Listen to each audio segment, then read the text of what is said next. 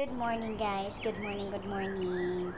Early in the morning guys, mag-update na naman tayo sa pananim nila nanay na iba't iba, sari-sari yung kanilang pananim. So for today's video guys, pagsamahin na natin yung ating update sa kanilang balanghuyan, sa kanilang kamutihan, at saka sa kanilang palayan. So guys, samahan nyo ako sa ating update today at sana'y mag-enjoy kayo na gusto ko lang ding i-flex yung pagod, yung result ng pagod nila na sa kabila ng kanilang katandaan guys ay talagang makikita mo yung kanilang kasipagan.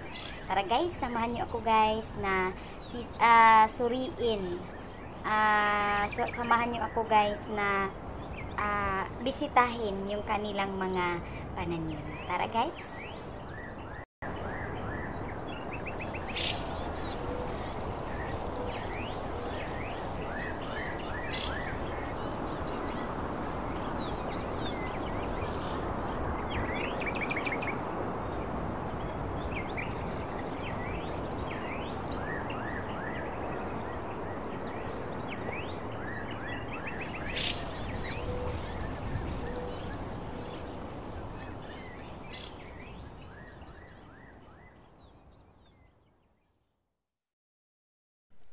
Guys, ayan po yung tatay ko na matanda na siya pero sa kabila ng kanyang katandaan ay talagang makikita mo talaga yung kanyang kasipagan.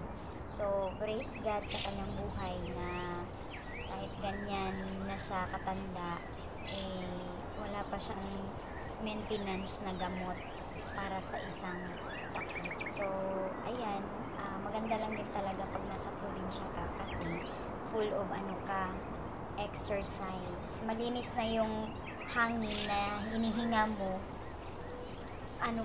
Full of talagang ma-exercise ka pa. Fresh na yung hangin. Talagang ma-exercise ka pa pag talagang nasa probinsya ka. Kaya pasalamat din talaga ako sa tatay ko na sa kasipagan wala akong masabi talaga sa kanya. Hindi ko matumbasan talaga yung kasipagan na meron siya.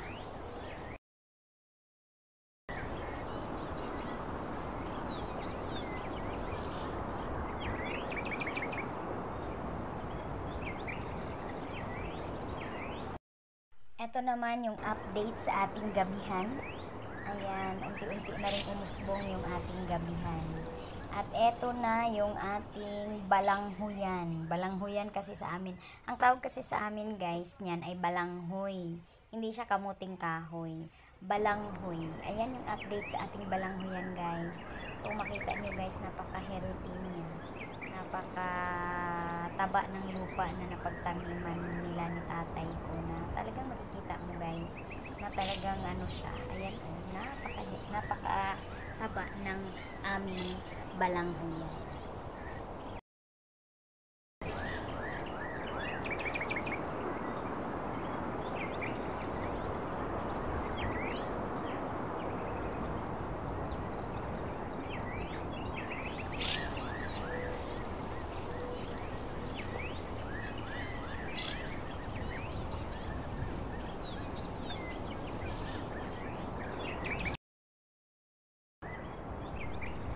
Ito naman guys, ang update sa ating kamutihan. So ito na yung itsura ng kamutihan nila nanay ngayon guys. Ayan hindi mo na makita yung lupa sa sobrang yabong ng kanilang kamuti. So enjoy watching guys sa ating paglibot sa kanilang kamutihan.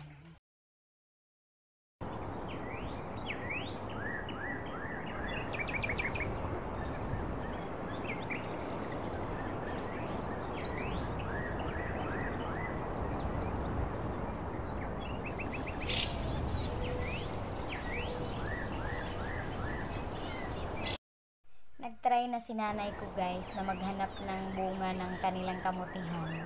Ayan inaano na niya.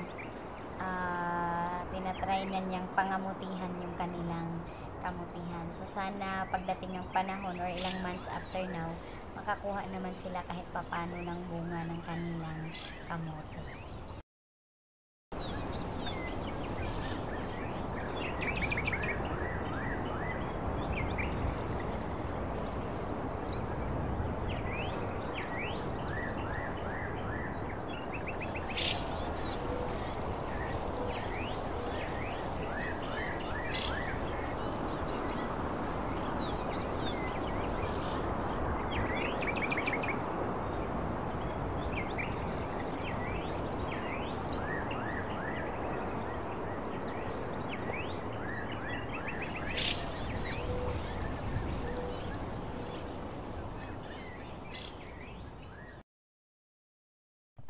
Ito naman guys, yung update sa ating palayan o yung kanilang basakan.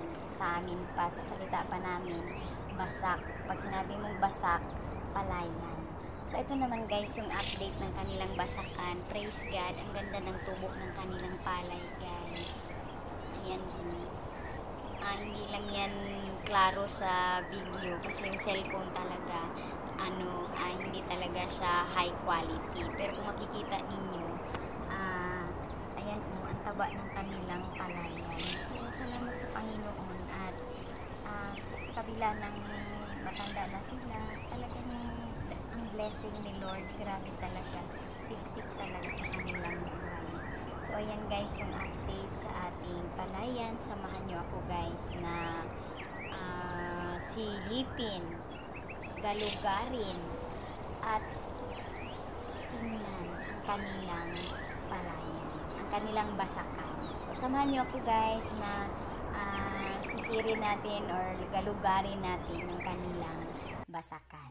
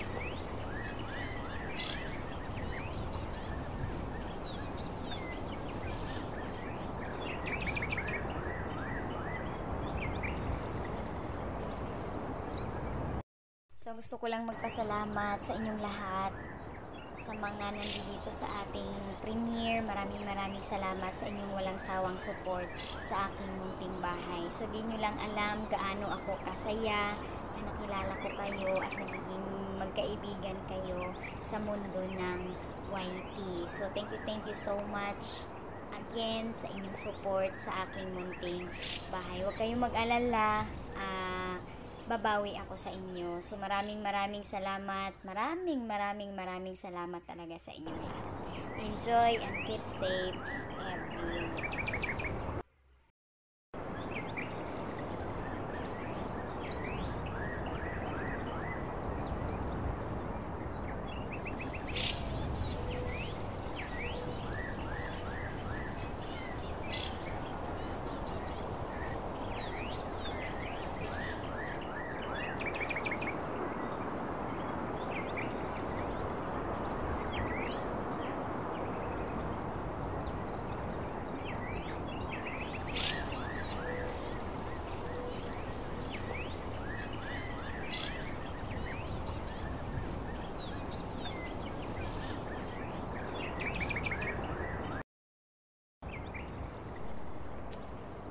Ayan guys, ayan nakatungkod si nanay ko na bumisita sa kanilang palayan.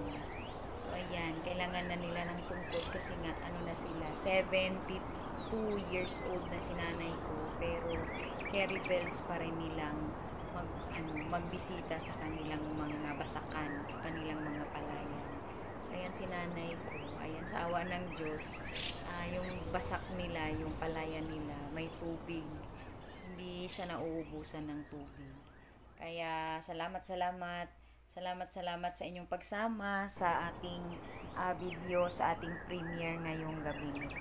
So muli, maraming salamat sa inyong lahat at sa patuloy ninyong pagsuporta sa ating munting bahay. Ingat ang lahat. Bye-bye!